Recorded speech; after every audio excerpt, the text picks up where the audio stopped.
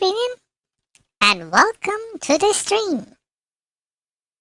We're back with the letter. Now, this is an excellent time when we begin. We started this. It's, the Christmas is next weekend, and if you can notice, YouTube Studio had a little update. I can now create snow. I have to adjust how I'm visible on the thing. I probably have to shove myself into a virtual camera so I can do changes on the fly. But I can do all kinds of cool things. And I can show it off. So the thing here is, and I'm going to explain why this is a problem. I could limit myself into this little box over here. So this snow only affects my screen and not the entire screen. But that might cause issues. See, let's see. Where's my overlay?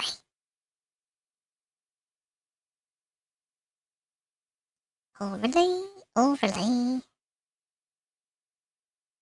There's the overlay. So I could technically grab it and then just shrink it here. And that would work fine, unless I do something radical. Wait, that is the wrong overlay. This is the right overlay. Let me show the issue.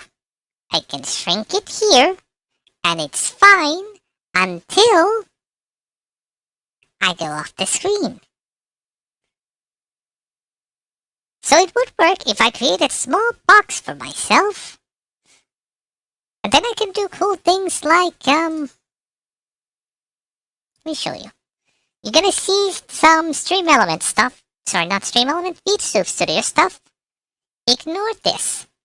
But look, I can do things like, I don't know, an analog glitch and just shove it on. And I need to remove the screen from that, and boom! I'm all glitchy now. Look at me go! So I can do all kinds of cool things now. And technically, if I set them on a command, I can do them on the fly. I can even make it rain head pats. If I'm not mistaken, let me see actually. Remove the analog glitch. There was a thing called custom particle effects.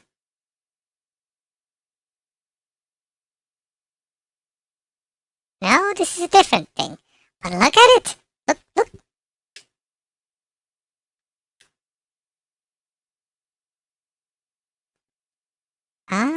It's not showing on the whole screen. Turn it on. Turn it on.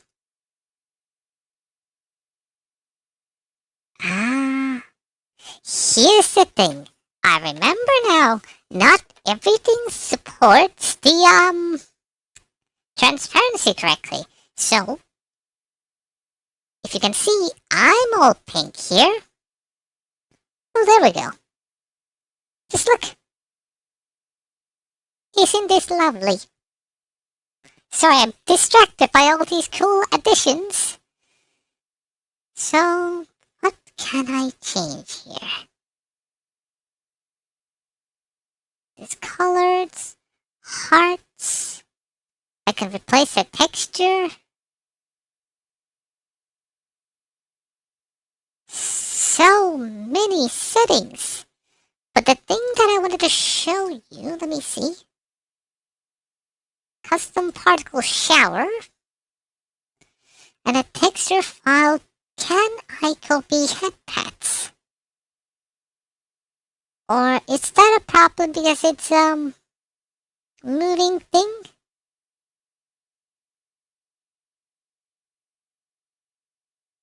Nope, can't copy head pats. But I can do things like bread. It's raining bread now.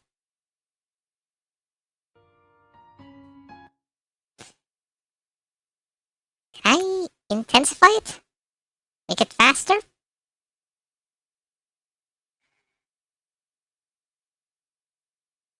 I can't increase it any more than that. Unless I add, like, more bread. Like so. All the bread! Oh, we're gonna have so much fun with this in the future. But for now, I put very light snow. Could I? Wait. Snow in front, yes. What if I increase it just a bit?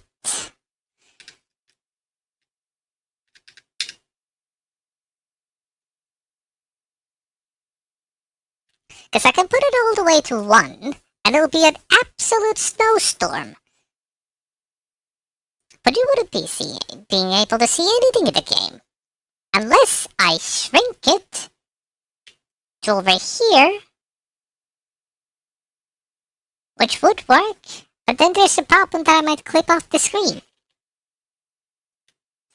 So I would rather have it the full screen, but on a light rain.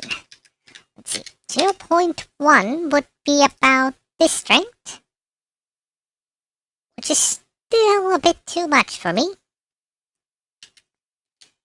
0.5. Better. If I exit this, will the storm get worse? Probably. Let's put the 0.02.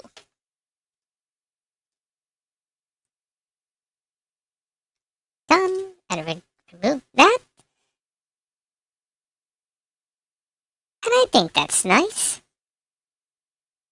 Might take out of the horror element a bit, but hey, it's Christmas. So now that we messed around, let's move on to the actual game itself. Last time we were ruining relationship between Rebecca and Ashton.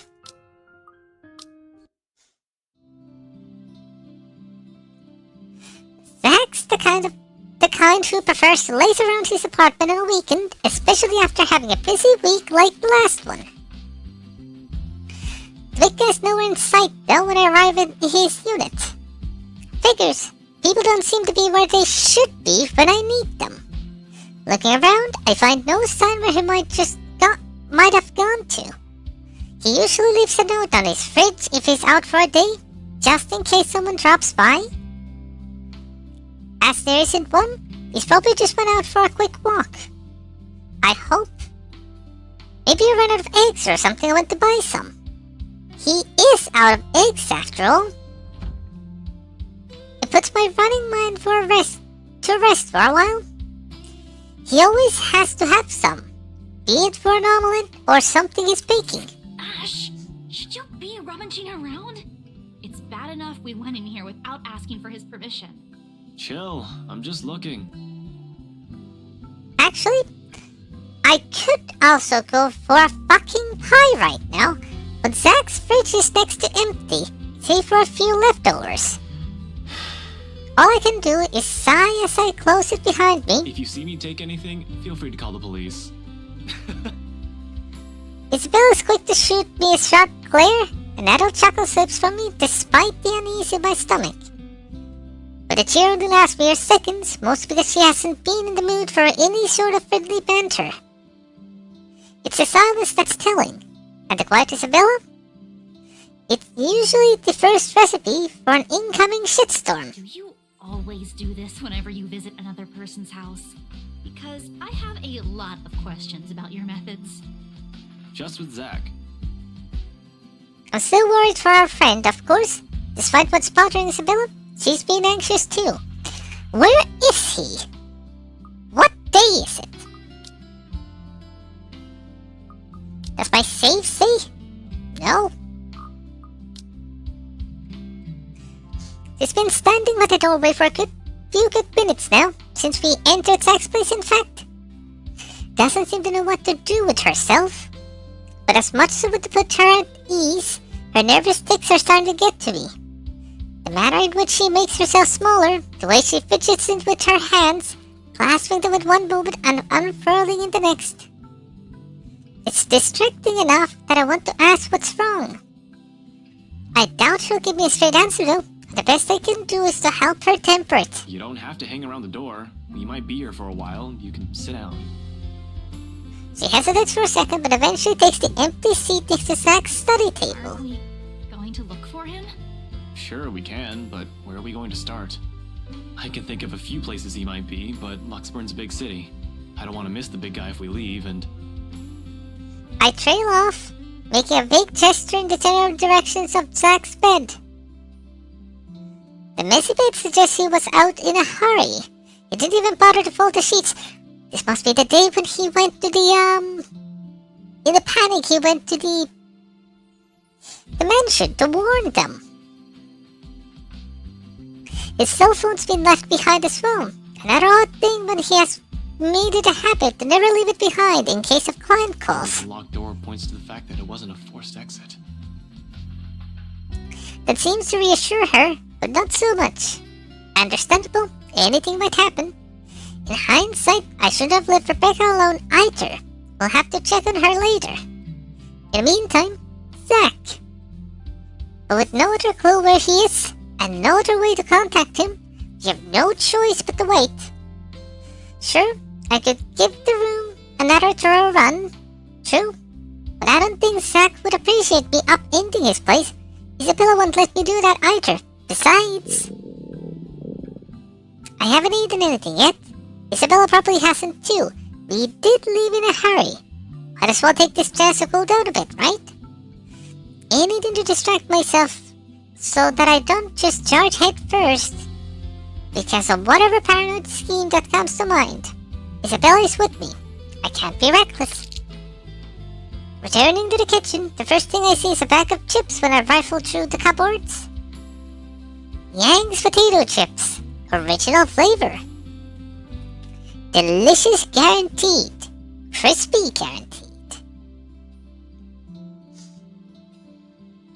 After muttering a permission and apology its owner won't hear, I grab it. Isabella doesn't seem to miss shooting me another glare, but she doesn't really make an effort to stop me this time. She ignores my offer of food though.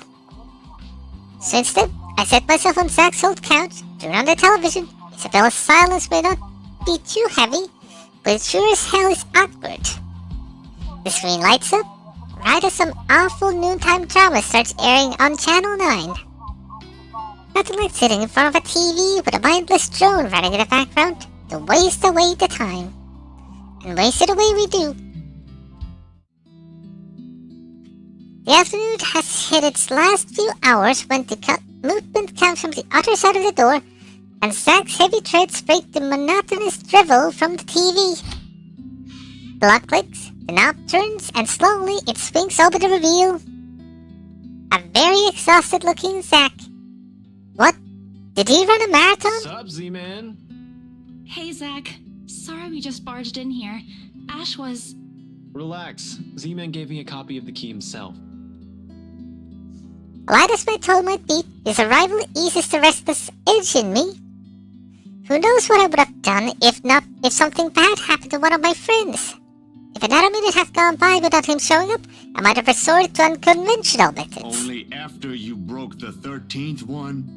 I can't keep replacing them every time you think it'd be a good idea to break into my apartment. And stop calling me Z-Man! Even the name for him is now Z-Man. I didn't break anything this time. Ash, just because I gave you a key doesn't mean you can just stroll in here whenever you want to. And hey, is that my... It's scary how the friendly banter and easy smile come naturally. I do it even without thinking, and that speaks volumes about how comfortable I am around him. That's nice, isn't it? What makes me afraid of it, however, is the idea that the time might come where I might just do this without even meaning to and offend him in some way. The friendship we have might be closer than most I've shared with others, but there are boundaries you can't cross without the other's permission. Zach's been respectful of that so far, neither asking about my parents or what happened to them. Me? I'd bet he'd say not so much. It's also so this easy banter that makes me wish we could stay like this. No worries, no problems, just potato chips, and the debate on whether or not I deserve them. But as usual, something always cuts moments like this short. Of course he eats all of it. You know, I was saving that for the weekend. Did you at least share some with Bella? Don't worry about it. I'm good, Zach. Really? It's free food, you know? What was that you usually say? You don't say no to free food? What happened? No, I'm just not hungry. Although her tone forces him to do a double take, Zach doesn't push it. The question's all too clear in his eyes when he glances my way, though. I really wish I could answer him, despite my best efforts. Isabella's been unforthcoming as well. What am I supposed to do? I can't just force her to speak, can I? She's not a criminal to be interrogated. She's a friend, for Pete's sake. It's a good thing Zach has a better handle of the situation than I, and soon enough, he changes the subject. Where it leads to isn't necessarily the better topic, however. Aye. But if you want something, just say so. I've got a fully restocked pantry right here at your disposal.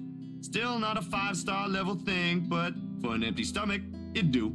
Just say the word. Thanks, Zach. Maybe next time. Food is not really what we came here for. Ash, he's the one who... She stumbles in one of her uncertain stances again before glancing my way. There's a plea there for me to take the lead in this. Where do we start? The mansion? The strange things we've been seeing? The letter? Even I am afraid of what he might say. I can't even believe I'm considering taking a deeper look into this whole thing in the first place. But here I am. No, you're right. There really are some odd things going on here lately. How is everything with you lately, Zach? Hold on, Ash. Both of you. Did I just hear you say that? Is this why Isabella's here? Has something happened? Calm down, we're just here to check on things. So, did you meet Andrew about the photos? What photographs? I like when he brought up the subject of the photos with me. He doesn't hesitate when Isabella asks for it. Zach hastily fishes them out of a nearby drawer and hands it to her. I can almost see it in him. The 1 second hindsight kicks in, and the realization that she would have been better listener than I. Makes sense, but all I've been doing until this morning is called a Halloween prank. She goes through each of the prints in silence, her shoulders growing stiffer by the second, until she has gone rigid and pale. But it is telling glances the exchange afterwards that speaks volumes of things running inside their minds. What did Andrew say about them? It could be one, but there's no guarantee it's a supernatural thing. It doesn't always happen. So, that's a dead end right there. Now that I think about it, bothering that guy for this feels pretty silly now. But with the dreams lately... That's all? Did he say anything about the damn letter at all? Did you ask him even? As expected, Zach starts looking at me like I've grown a second head. Yeah, I would too. If there was ever a universe where I was standing in front of myself. Because even as a child, I never believed in ghost stories. Lucky Charms and mystical objects from my budget would have been stored away or given as a paltry gifts for those who would appreciate them more. Yeah, that's really everything. The letter kind of slipped my mind. The photos were more important at that time. There was some stuff about the local horror stories, though. Talked about the curses, and he was really fascinated with the story about a wraith asking for a sacrifice to move on. I can figure out what date this is.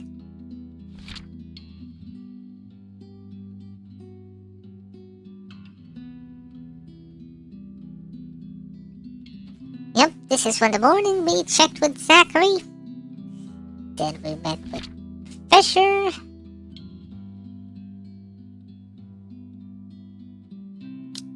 And the next day,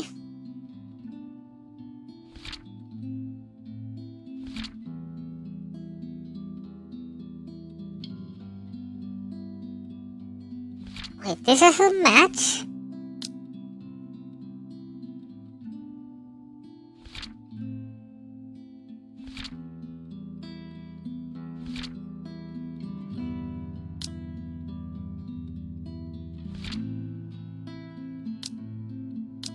Nope, can't figure it out where the actual date is. There it is. Dismissed. So it has to be after that. Met with Professor Clark.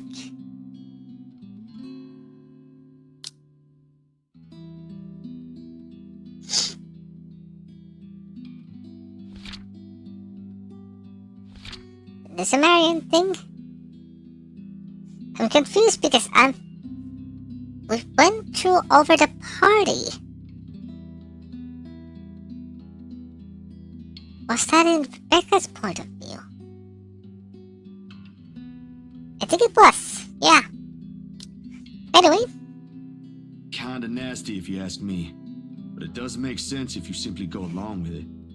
I'm not sure how this will help in the grand scheme of things. Why are you asking about this anyway? Rose's death isn't just a coincidence, Zach. It may have something to do with... I may have... You're wrong, Isabel. Wait. Stop right there for a sec, Bella. I thought you ain't buying this stuff, Ash. Just the other day, you said the exact same thing.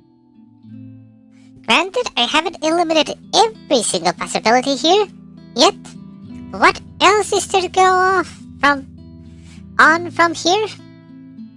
The worried look Zack shoots my way doesn't help one bit in helping me gather my thoughts either.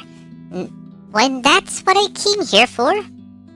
Somehow, everyone suddenly is just so worried about me. It's not like I'm pulling this out of my ass. I still don't, but even Rebecca, out of all people, claims there's something. Whatever this is, someone has got to look into it. Everything about this screams shady. And along with Isabella's warnings, which occurring around Zack, what's happening around Luxburn until Isabella found the letter. Have you seen the news this morning? Zack's puzzled expression is enough to answer. Of course he hasn't. Another night, another nightmare. The guy's most likely went out as soon as he got out of the bed, shakes the images off. The memories have never really left him. Isabella, though. I haven't, actually. Mama called, and I was busy. That could easily mean anything. Did Kuya, her older brother, end up in jail again? She had to bail him out numerous times in the past. Though all that did was to piss her off, not zap out every ounce of fear in her. Was it the other brother? The younger one who keeps insisting he'll quit school so she could come home? That was 2 years ago. As far as I know, she's already sorted that one out. It could have been her father, right? The mansion's sale, she's earned enough to cover every bill for a while. It should. So what is it No then? problem. It should be in the afternoon news as well. Whatever's bugging her, I doubt it's something meant for a casual discussion. I doubt it's meant. Else she would have mentioned it sooner. Back in my curiosity for later, I take the remote and begin cycling through the channels. A distraction, not a good one I admit, but it's definitely better than leaving her to brood. Eventually, I find one doing a recap of this morning's reports, and there it is.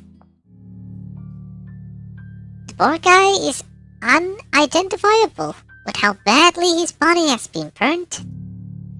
Murder via arson? That'd be the logical explanation if I was the officer looking into it. Except they couldn't find the source of the fire. The fire didn't even spread. Found dead in the early hours of the morning today. The fire was contained within the room and no other tenants were harmed, according to Luxbourne police. They're going to consider spontaneous human combustion soon enough if they don't find anything else. But what's important for everyone to note is the state of the room. A similar writing was found in another victim's room from last week's incident. Both were employees of Briar Realty Corporation. LBN has reached out to the... Like what happened to Cooper. Hell, I wonder how many other deaths like this I've missed while I've been looking in the right. I'll be right back. I need to get myself some water.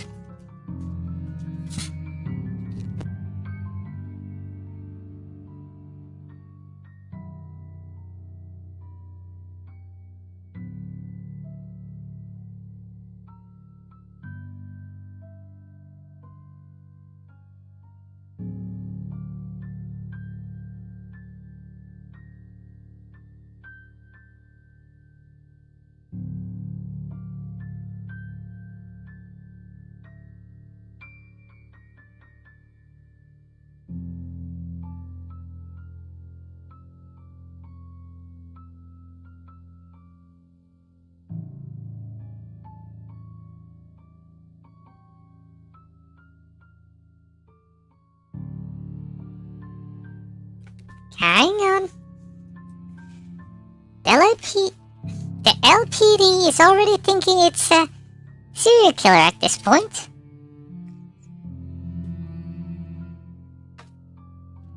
How long until they consult with the London Metropolitan, I'm not sure. The Anselm Butcher has always been an enigma, even to the people within this city. Gone for a few years, then in the next, one body after another is found. Merely handling the case has apparently driven the chief inspector insane years ago. He never did find out who committed those murders. Maybe now, this time... This is because of that thing, isn't it? I did this somehow. Her words come out all like a whisper, but each syllable lingers in the air, heavy with her guilt. The thick tension of the room, they strike harsher than any of the things we've said. However, she also has to know that she isn't the only one in this. No one has asked her to take this upon herself. Rebecca won't. Zach won't. I sure as hell won't. It ain't too late. We could still fix this. There's 3 of us here. 4 if you count Rebecca. No, she's staying away from this. I don't want to involve her in this any more than I already have. Both of you as well. I already said it. That's completely out of the question. Stop asking. Encouragement aside, this is still a whole fucking mess and we're in it blind. The only way to make it worse is we start running around like a bunch of headless chickens. But I have a concrete plan now, I think. Maybe Isabella's right. Maybe we should dig deeper into BRC itself. Maybe we are looking at it in the wrong way. However, my suspicions are mine for the moment. The details are something Zack doesn't need to know until I have something to show. It's enough that he's aware that I have an idea in mind. For his part, Z-Man doesn't push it, and nothing but heavy sounds leads to our departure hours later. Seriously, Zack would probably make a more responsible officer than me if he only had the heart to join the force. You could certainly use more kind people like him. But as good as that thought is, I put it all in the back of my mind as Isabella and I head for my car. Today, I can't stay distracted. Except for a few half-hearted attempts to make some kind of reaction from Isabella, the drive to BRC is quiet, awkward affair. More so the hour-long wait for nightfall. Even with the only 2 of us, the place is rife with tense energy, only a matter of minutes now. But the ticking seconds doesn't take away the end. And for the 5th time, I reach out and fiddle with the radio, adjusting and turning the knobs with no real purpose. It's a nervous quirk I've developed and never bothered to correct during stakeouts. Something to keep my mind occupied during long nights. What else is there for me to do? The person I usually count on for a casual out-of-the-blue chat refuses my attempts to start at starting one. Gosh, out with it! If you have...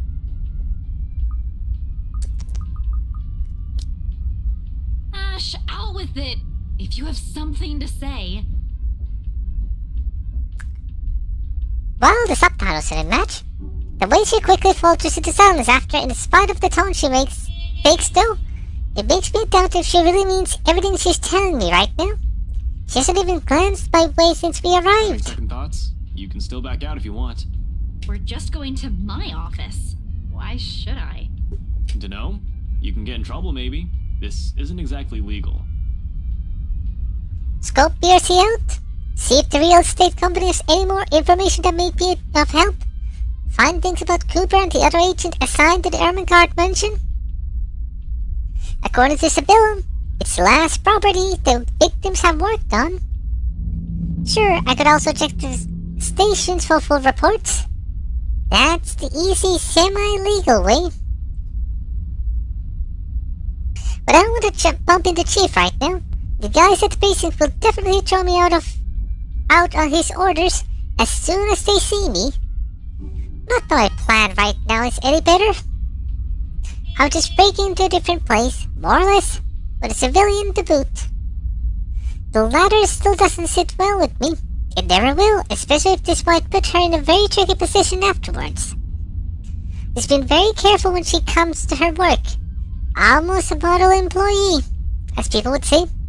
Why's she throwing caution to the wind now? I'm not an employee here. I'm not supposed to be looking for any confidential stuff. Only people like you are privy to. If you mentioned earlier that this is your plan, I might have had enough time to think about it.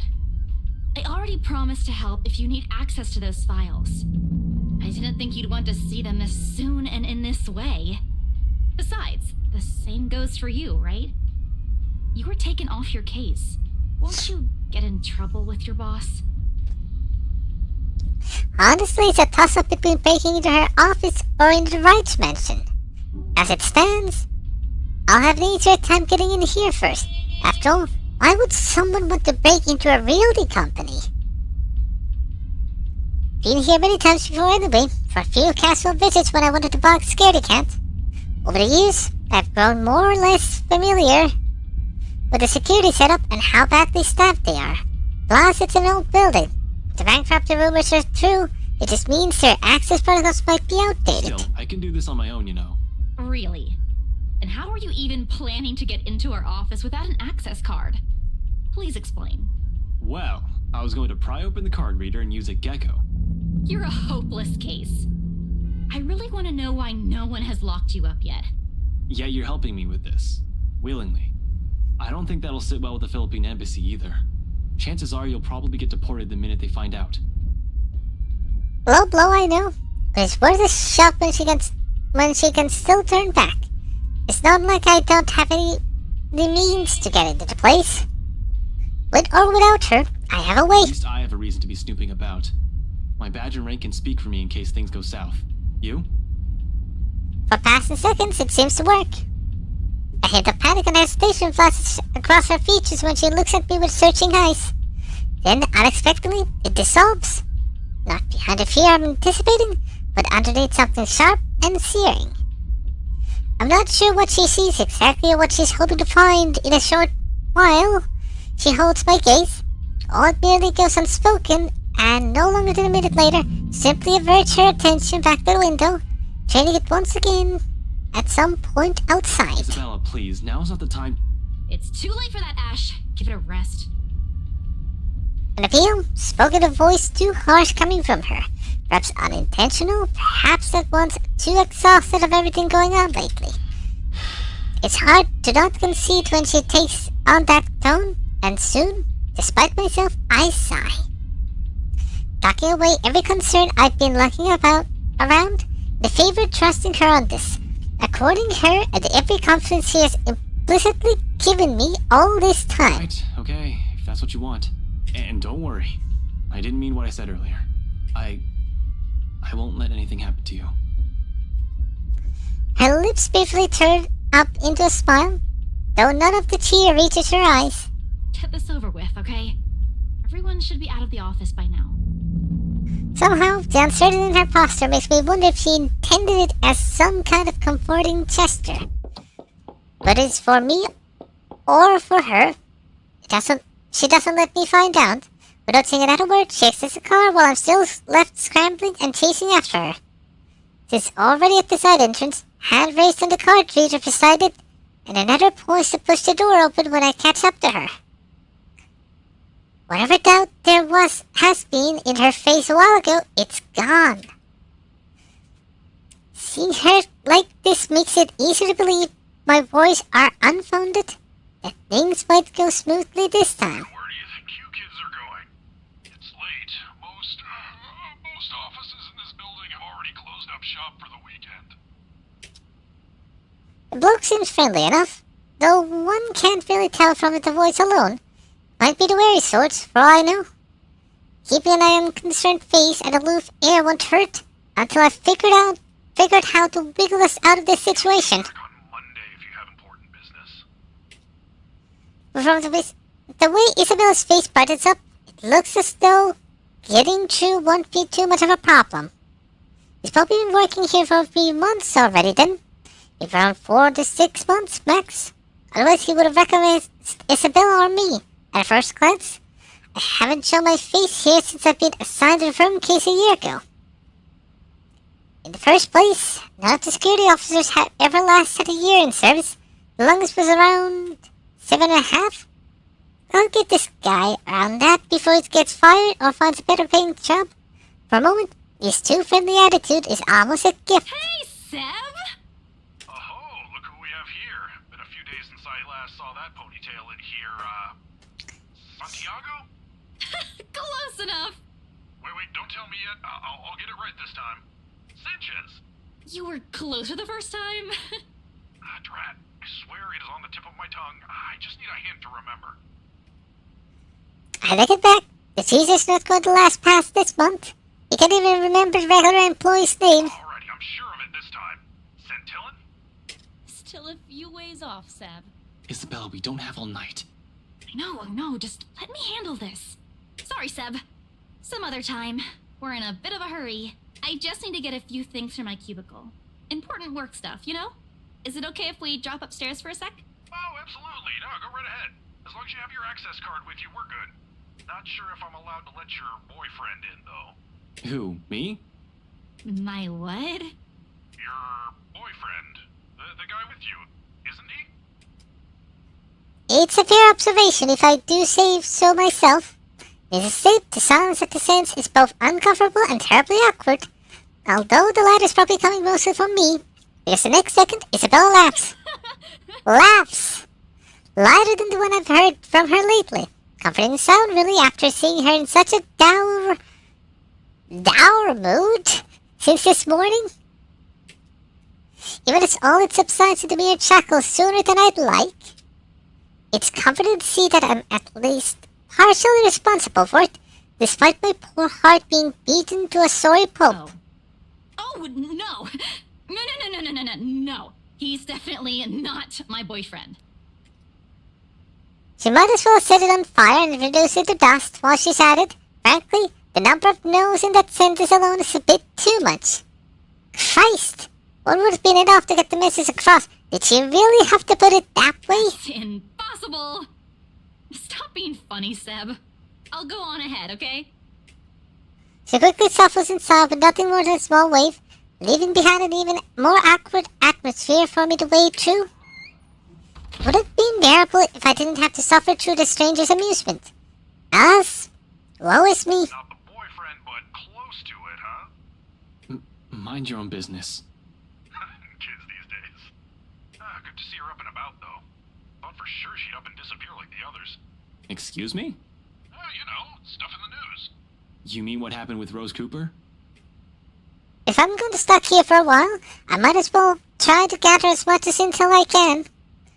He may just be a guard, some with no real authority, but most of the time, people like him are the ones who know more than they let on. Yeah, but even before that, we've got a couple of good blokes we never saw again. Really? Those guys could have just resigned for all you know. No, I only catch tidbits of stuff from over here. Oh, seriously, I heard the branch is getting flushed soon, but that's no excuse for anarchy. Figures why Boss Man's been in an awful temper these past months. They managed to strike a good deal with the mansion in Ansem, right? That didn't do the trick? Didn't seem like it. The bloke shouting like no tomorrow again. Wasn't very pleased when Gurley called and asked for another leave yesterday afternoon. Girly? Isabella? It's not too surprising considering she's already been gone for 3 days. Now she's asking for another? Not that it's a bad thing. It's within her rights as an employee, but Isabella rarely uses her work leaves. Poor Lassie, if you ask me. She found him a buyer for that mansion after all. The least he could do is be considerate to her after a family member's passing. Wait. What? The rumors PRC, the Rose Cooper, missing in action employees, all of it ceases to matter in that instant. Almost an instant, my eyes zero in at the intercom speaker, as if staring daggers at it will show me the man behind the voice so I can see the truth in his face myself. What did he say? Poor Lassie. He found him a buyer for that mansion after all. The least he could do is be considerate to her after a family member's passing. Oh, you don't know? No! No, what? Nothing. I shouldn't be the one you're asking, and, you know, things might get a bit boring here. No one really wants to hear what a poor old guard wants to say. Why don't you just go after her? As long as you're not looking to create trouble for me, it won't be a problem. You aren't here for that, right? It's lucky I'm not here to hurt anyone.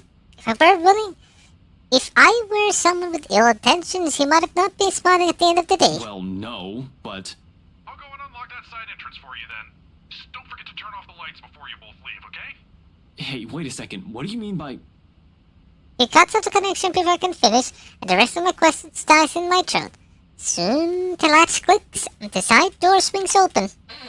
A stout man wearing a uniform, still too loose for him, waves me over the gap before he disappears behind his station again.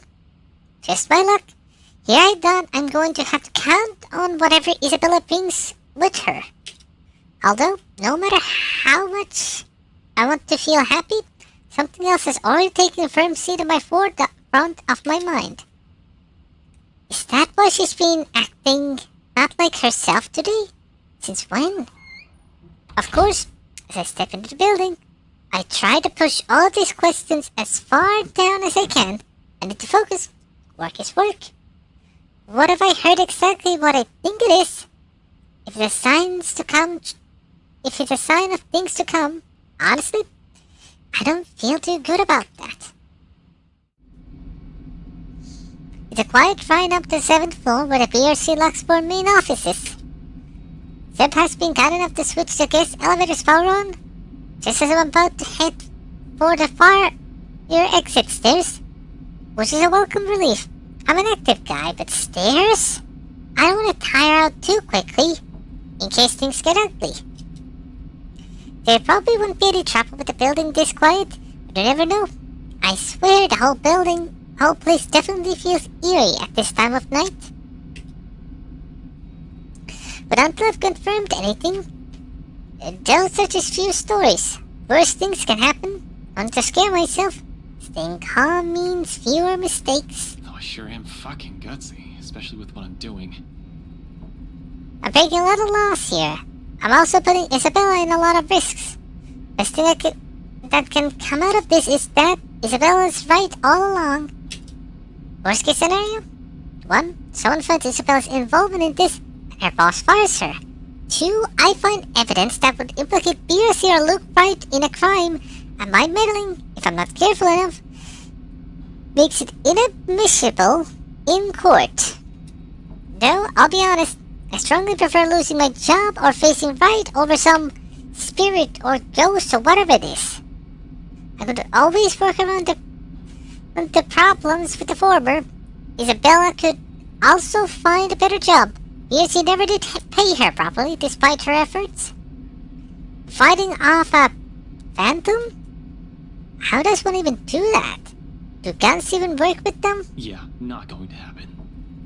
But tonight, I'm going to fix things. If I do it without leaving a trail, all the better. Good thing that's what I'm good at.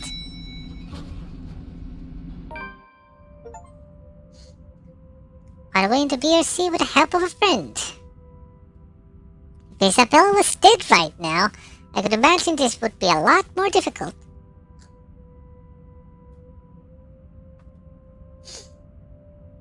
What I'll probably never be good at is finding the proper words when the sitch calls for it. But in Isabella's small form beyond these doors, she pushes through despite carrying an entirely different burden this time. How she's pretending as if everything's normal, it's difficult not to try. People who have never looked beyond her smiles will never know, and will never understand. Hell, even Rebecca's probably not yet aware of this. I get it. We have other problems at hand. I've done the same thing plenty of times to protect myself, after all. But it's all in her eyes once she glances up at the few light maps I give the door. She wastes no time leaving the mess of papers on the table and opening it for me. Though even her confusion as she takes in my presence barely hides it. Seb let you in? The rough edge in her voice rings a whole different tune now that I'm aware why. But knowing is different from hearing it straight from her. I can't simply bring this up, can I? It's not a topic suited for casual conversation, and I doubt she wants to talk to me about it. As much as I want to help, there's a distance between us that I'll never be able to cross. One that wouldn't even be there if it wasn't for me.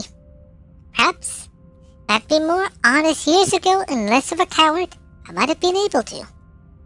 Figures I could even do that for one person I keep telling myself that I care deeply What can about. I say? I'm a very charming person. To a rock, maybe? This is the closest we can get to, I suppose. Light banter, the fleeting glances, or sometimes long bouts of silence. And it's enough. For me it is. Because even without words, there's comfort. With her, it's Must easy. be a pretty cool rock then. Ugh, get over yourself. Hey now, I deserve some slack here. Today's supposed to be my day off, and yet here I am helping you out. Helping. By standing at the door. Well, you're not exactly letting me in. Despite what she says, she moves to block me when I try to enter. She must have expected this. The second when we walked up to the building's entrance and counted on the night shift guard to bar me from this place. It's reassuring to know she's somehow worried about me, although it's a bit misplaced at the moment. Besides, her concerns aside, I can't really let her get in the thick of things without me. Not with all the problems on her plate right now. Isabella! Seriously, Ash. Seb might get in trouble for this. You might get in even bigger trouble with your boss. And you're not? What was with that shouting all of a sudden? That was very out of character. We've already talked about this back at Zach's. It's out of the question. At least do it for Seb, please. He's a really nice guy.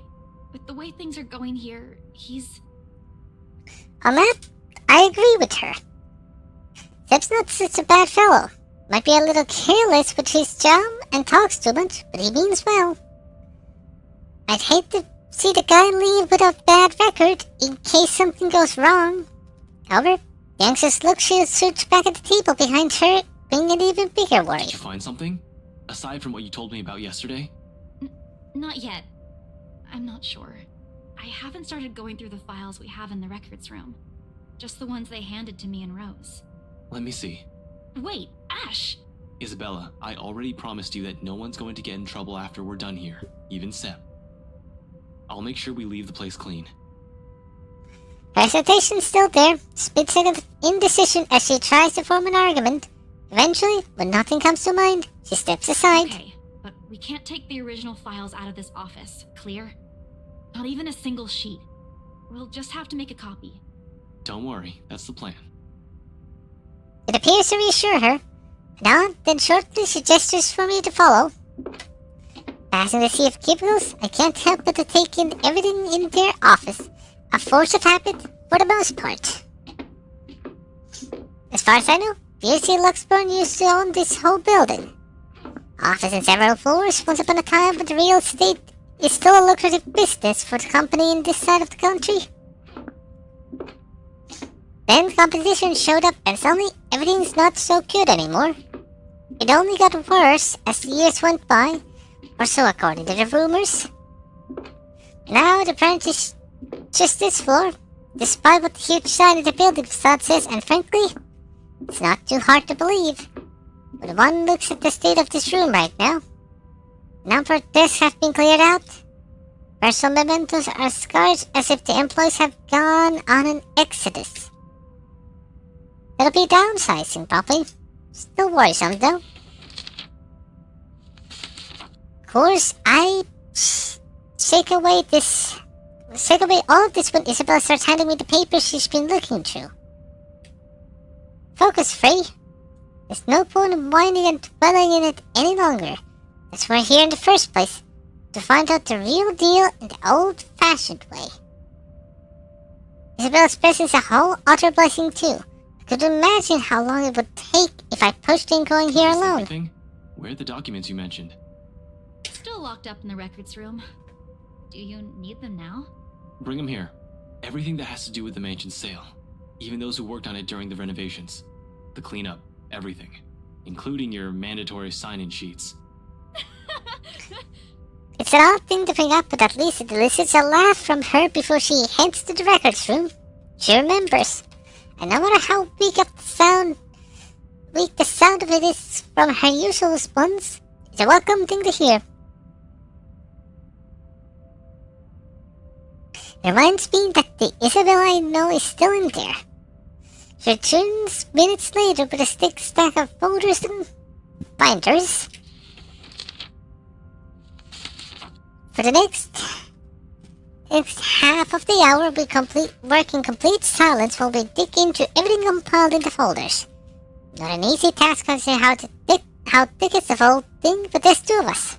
In fact, Isabella does most of the work, sorting the contracts, the employee list, and the stuff we won't need into a neat pile. Just the files for the restoration alone makes the stack of papers some inch thick. Third-party service providers hired by the masonry, radiators, woodworking, plasterwork, slate roofing, and a whole bunch of other things are well documented. Hell, every single contractor who worked on this project was listed individually, even if they were just there to do the plumbing. A high profile and high cost estate, alright. But with that scope comes the loopholes. Means plenty of room to hide something in, if there's something fishy going on. All I have to do is find a pattern, and it doesn't take long. Upon closer glance, despite the original owners shouldering the renovation costs, it'll be surprising if they manage to break even on the Ermengarde mansion. But with the additional expenses for the open house, the commission for their agents, and the other overhead fees. At one point, negotiations to get it listed under BRC's name almost broke down too. Some disagreements about the listing price. The owners wanted to get rid of it as quickly as possible while keeping the worth at a profitable level. The BRC was insisting on a higher amount, double what the appraiser suggested. Plus the rumor that their branch is closing. BRC looks burn really isn't in the red. The sale of the mansion could have easily been a desperate move to keep No wonder the final sale happened as fast as it did.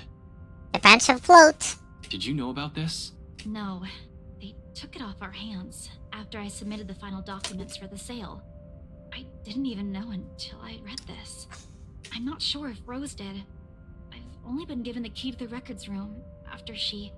Anyway, my point is, they've kept all the files from me. Rose was the one who compiled everything from our side. And even then, she was probably not aware of this. There's only so much they let us know. After that, they just told us to wait for our commission, and that the legal team would handle the rest. The rumors are true, huh? Seems so. Jeez, this place is just unlucky, going bankrupt while the rest of the crap is happening. But this isn't what we're looking for. What we need is the who, the people aside from Isabella and Cooper's involved in the business with the mansion, and the how they are now. We can't do much with the outside contractors. They won't be on the file. The employee list, on the other hand. With the two people working through the pile, the whole task still takes quite a while. A quarter of an hour later, when we put the papers down with a sigh and move on to the clients upon Isabella's insistence. For that, sign-in form from the open house comes in handy. Something that gives me a laugh when I spy a fake name I wrote in one of those sheets. Also, give me a second. Eyes are missing with things.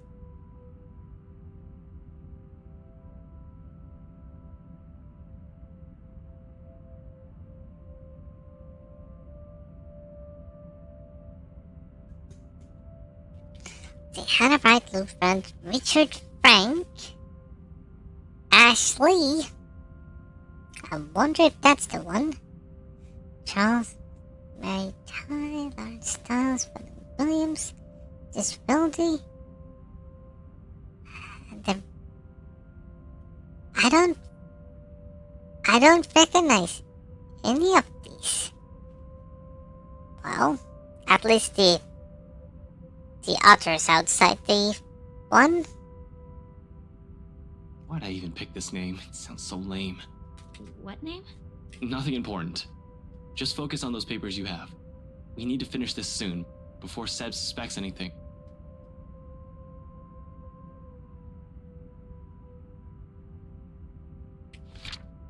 She snatches the paper away before the thought of hiding it occurs to me. Not that it's much secret to it. Isabella found me in that afternoon anyway, but still. Lee? I've been careless that day, failing to ride without confirming where they were headed off to. But what was terribly efficient in keeping rides engaged me from public eye, there are other ways if only I've given it the time of my day.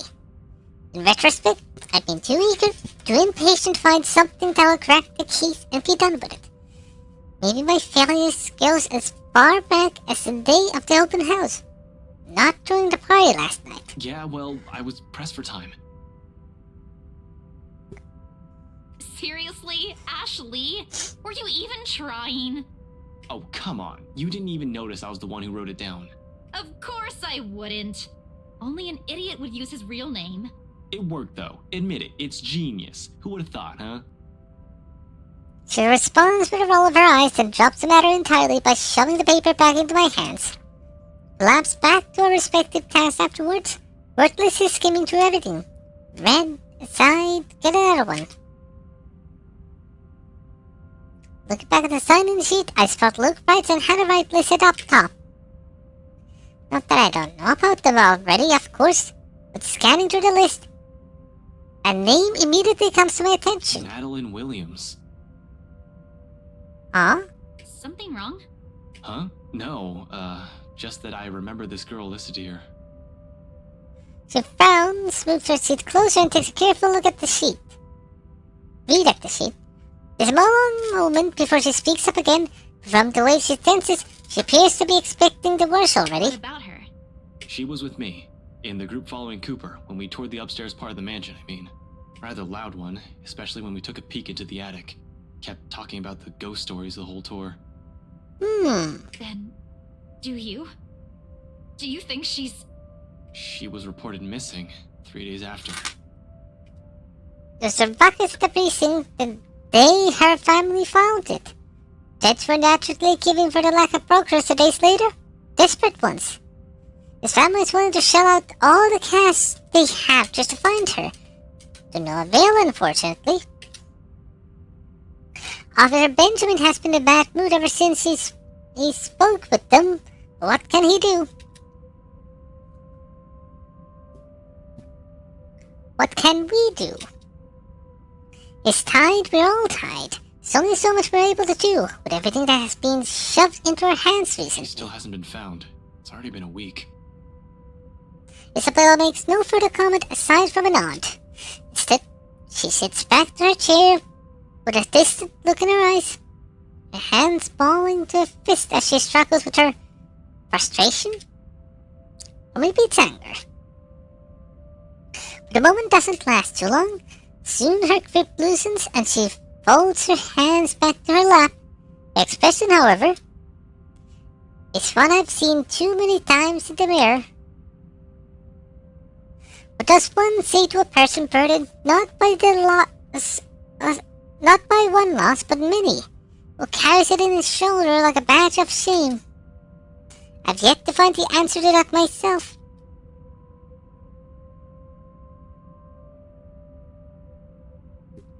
Until then, the only way is forward. Press on to see where our attempts at fixing our mistakes might lead us. Despite my own doubts, a glimpse of that look on her face is enough reason for me. I can't just give up. There's too much at stake, too much to lose. With a renewed focus, I continue. On a third and last sheet, I spot another one. Beatrice Wilde. Wilde? One I recall from the newspapers obituaries. Steam? Shut up. I know Winter Cell is going on. I don't care right now. Died of a heart attack. Letter of correspondence expressing condolences to her family confirms as much in her files. Passed away at the age of 74 in her sleep. She's at that age. It certainly could have been a natural death.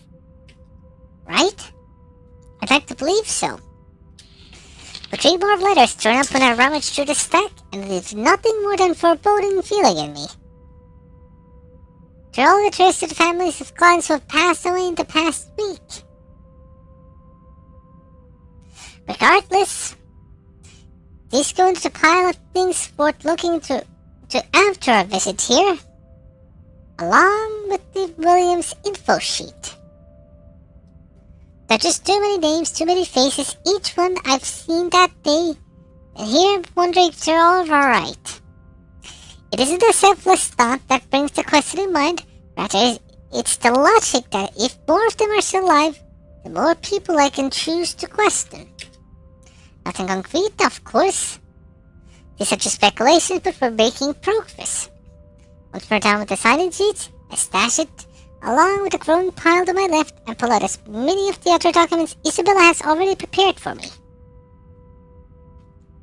We're working through the employee list now. Those who have been assigned to the mansion. If Isabella is believed, if what she's seen and what happened to Rose Cooper is because of that letter, I need to know everyone who's possibly read it aside from the 3 of us. If they've been noticing strange things too.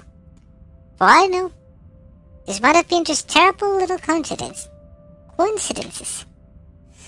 Although the thought of that starts to diminish as we dig into BRC's company files. 15 minutes later, the stack close to my elbows presents from 5 to 25 different dossiers. Client and employee documentation.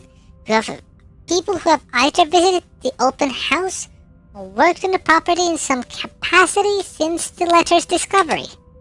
Turns out, there were 2 more employees who handled the mansion directly, aside from Cooper and Isabella. Kristen Syme, the realty specialist, and Mark Julius Jean-Marie, the estate appraiser. This C guy, he was in custody just the other day. C guy. Really? Sir John has been looking for him. He stopped reporting to work a few weeks ago. Are you sure it's the same person? Yep, this is him. Folks at the precinct said they went to his house after a noise complaint. They found him just acting all crazy. Had to take him in when he started getting violent.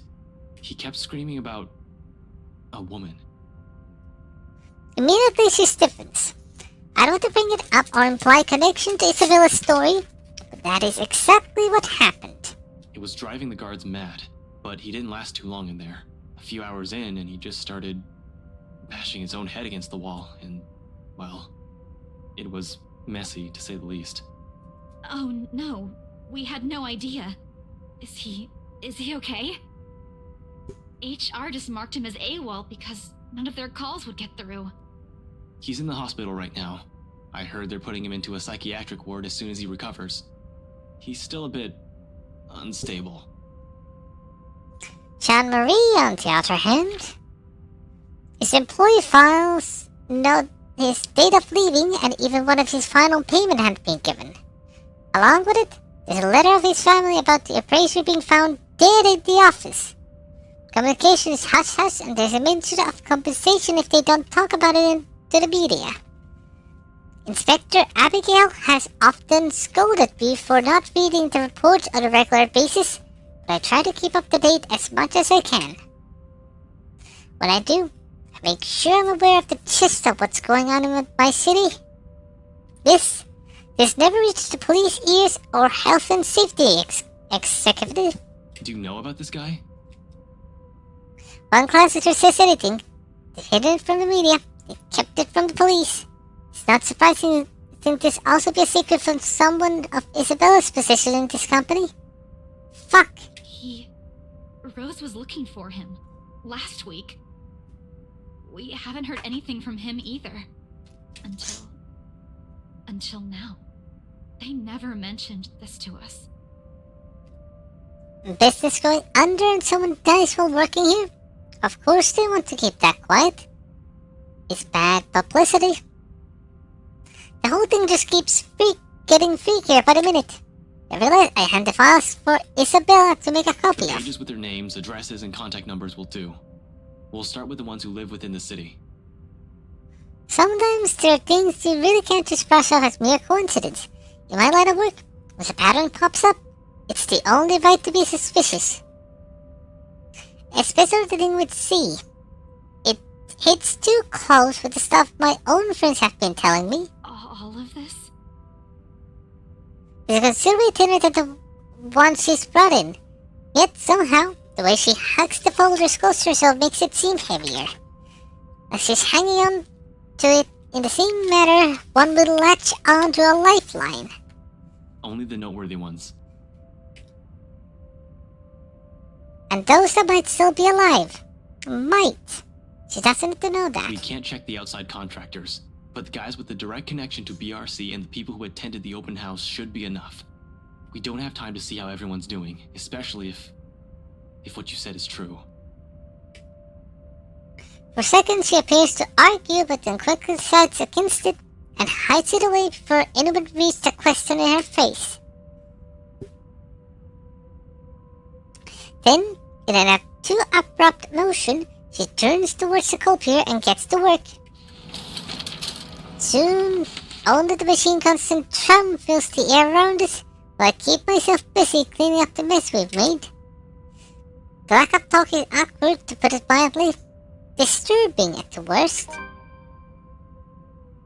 I've gotten so used to letting her just babble away whenever it's just the two of us.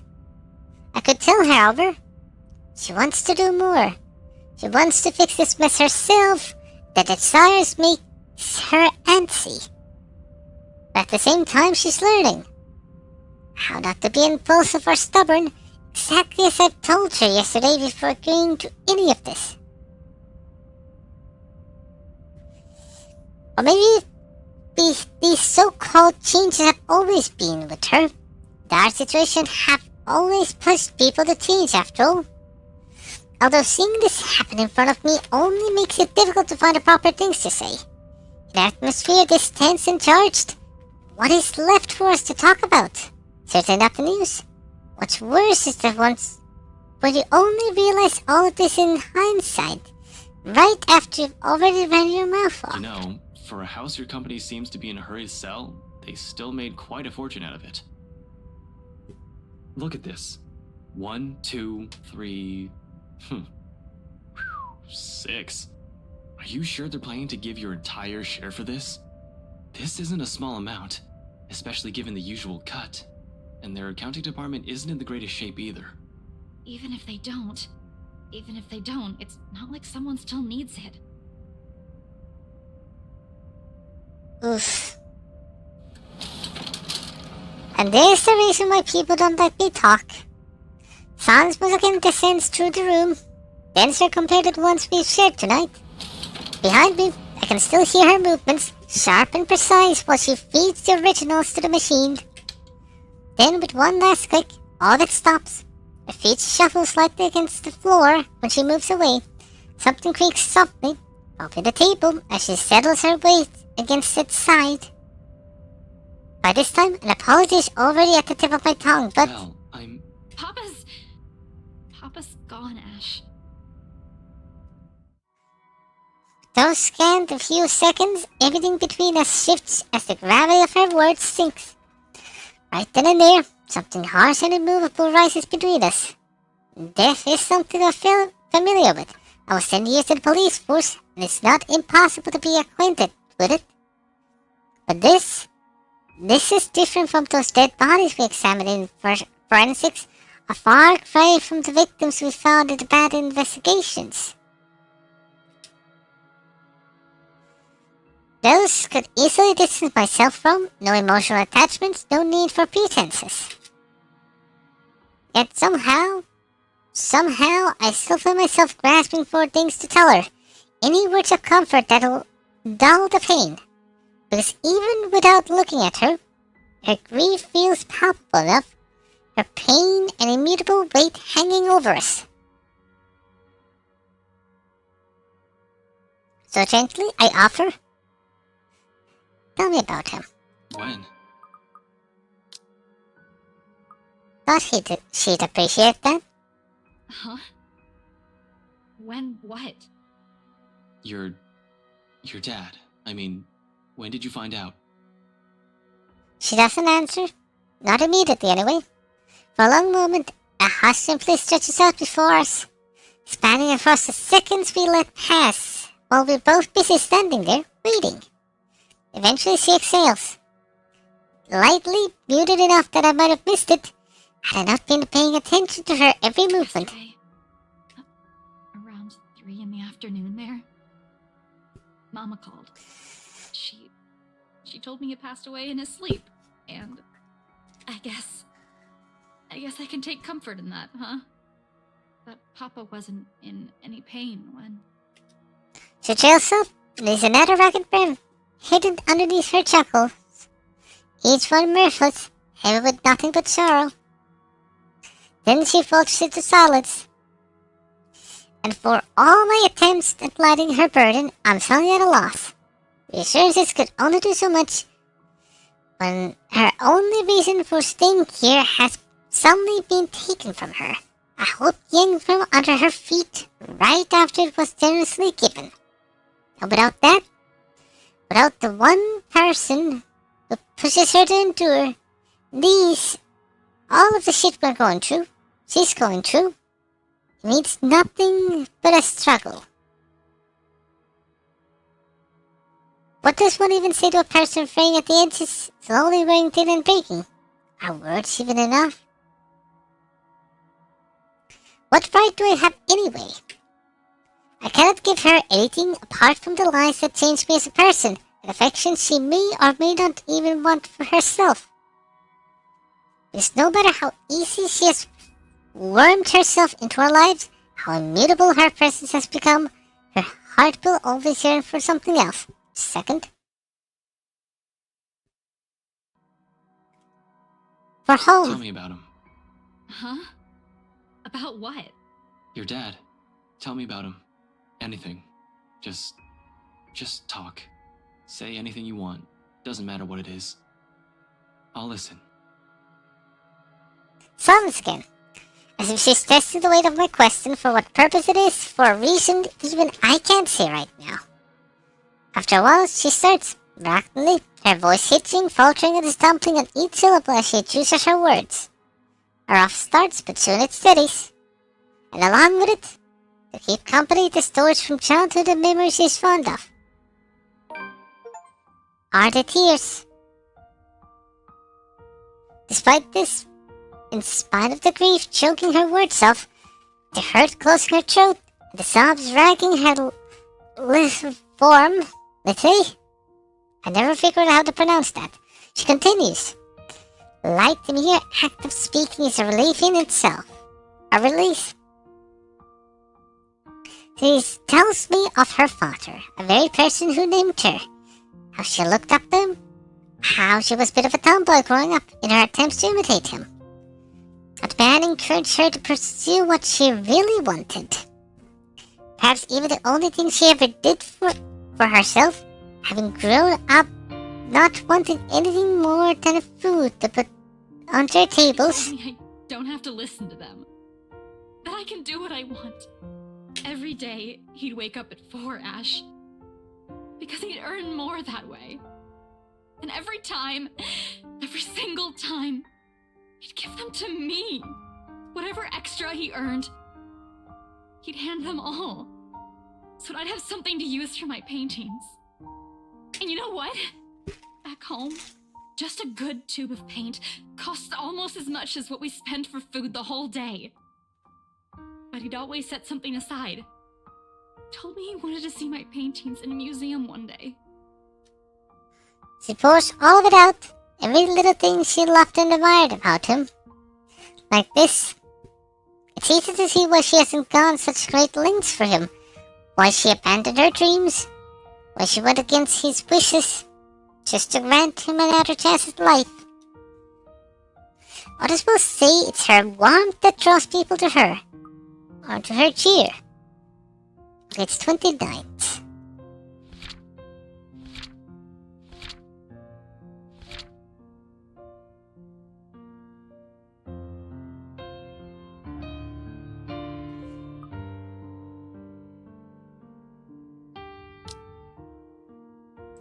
Others will say it's her warmth that draws people to her, or her cheer. Neither are wrong, but neither is the whole truth to her either. There's those who have never bothered to look beyond the surface will never see it. See her. She's someone earnest, someone who's always meant well despite her underlying stubbornness. And the way she loves. Warm. Steadfast. Unflinching. Never meet many people like her. Not in my line of work. Not with the kind people I've had to deal with. Always with something to hide, always with something to lie about. Eventually, when you run across too many of them, you change. You become like them. In many ways, for a lot of reasons, she's the kind of person I want to be and be around with. Who made me feel I am worth something. He didn't want me to leave. Said, begged that I should finish my studies first. In the end, I couldn't even grant him that one request. I'm a terrible daughter, aren't I? You're not. Huh? You're not. I can't speak for your dad. I haven't even met the man. But I know you're not. I'm not even entirely sure where I'm going with this. The remark just came out. Now I'm stringing all of this together as I go. One thing is certain, none of what I'm about to say is a lie. The Isabella I know is a total klutz, but I've never seen anyone work as hard as she does. She's the type who wears her heart on her sleeve. Though it's not necessarily a bad thing. It's always in the right place. She's intimidated by a lot of stuff, but she knows how to appreciate the smallest things in life. Frankly, you've caused us no small amount of trouble since you barged into our lives. But when I'm with you, all of my worries seem trivial. He has already kept up my face when this whole thing is about to take registers. Do I blurt the rest of it out? Declare feelings I'm not even ready to reveal to anyone, much less to her. My hand comes up to smother the rest of it. The embarrassment quickly takes the reins before I can completely clap up the mouth shut. And I'm pretty sure Zach and Becca think the same way. You have a nasty way of growing on people like that, and you know what? We got everything we needed in here. I'll just wipe the security recordings and we're good to go. While I'm at it, you better wipe the snot off your face. And you don't look very nice when you're balding like that. Basically, I gather everything. The personnel files, the client documents, sales agreements, and contracts. Anything my hands could reach. In record time, all of it has been stacked to a neat pile ready for storage. I'm heading for the records room not a few seconds later. Whatever that is. It should be an easy find. Unless this place is a maze of some sort, which I highly doubt. Still beats staying here and seeing the look on her face. Crap. Really? Her anger is still powerful. I can take that. Including the lower she sends my way. So, yeah, I'll go get the security videos and put these back where you pulled them from. Man, these are heavy, you know? Ash, it's just paper. You don't even know where I... Oh, no, I can handle this. Easy as pie. And, yeah. Security cams, tapes, videos, cams. Yeah, I'm off. Have I checked at this point? Maybe not yet. Send the files back to BRC archive is a cinch. The documents back in the proper place. The lock behind me, tapping twice just to make sure. Now, on the next order of business. Moving the evidence of a little excursion in here, at least, the very least, the parts showing what we've been doing past hour. Got our faces plastered in security footage, showing us breaking the law as we were. We have to wipe the data from Isabella's access card entries too. Surprisingly, but the security rooms proves a breeze. What will be tricky is getting inside. The fact no one has walked out during the whole time we've been here means the room is either empty or the security is sound asleep. I'm banking more on the former. If you're cutting corners and firing agents, I have no doubts they fired the guy stationed here. If they have anyone watching the monitors in the first place. It's a rather common thing in these establishments, just leave security records indefinitely and only check the footage if something actually happens. Just to check, I press my ears against the door, listen to a sound of anyone occupying the room. After a long minute and nothing, I give a knob a few rattles. Standard lock and key. Should be easy enough to pick. We have lockpick sets, but those are only need to be used if necessary and with search warrant. Even then, it's a skill set rarely needed. Subtlety isn't the cops' priority if they are the authority to search the premises. Bolt cutters and brute force are the favorite method. If those fail, we call us locksmith. Me? I prefer the good old hairpin trick when those options are available. Besides, they're easy to hide and store for emergencies. Running my hand through the air, I pull a pair of bobby pins. Two of these I can open just about any standard lock. One makes the lever and one other makes the handle. You're Skyrimming it. No, not Skyrimming it. Fallouting it, technically. I won't call it a complex skill, but it certainly takes time and a lot of practice to successfully pick a lock. Since I practiced with them for a bit in my college years, I learned more when they're accessible and standard issue for the law enforcement officer. I will go there, I click there, and manage to seize all the pins in the locking mechanism soon enough. With a slight turn of the knob, the security room is ripe for the picking. The room's odor hits me first, a sharp, nauseating stench, as if someone has accidentally spilled a gallon of bleach in the room. Now, you'll see the creepy shadow in the room behind Isabella.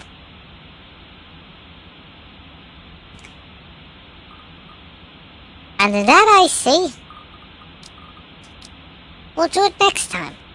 I know, I've only been an hour and a half online, but quite frankly, I am falling asleep, and I can't keep going with any more focus. So, we'll continue this next time, and maybe I'm a bit more awake back next time. If not, well, I'm making progress slowly but surely. That's what matters. And I hope you enjoyed a little snowing throughout everything. So, thank you for watching, and I'll see you all next time. Bye now.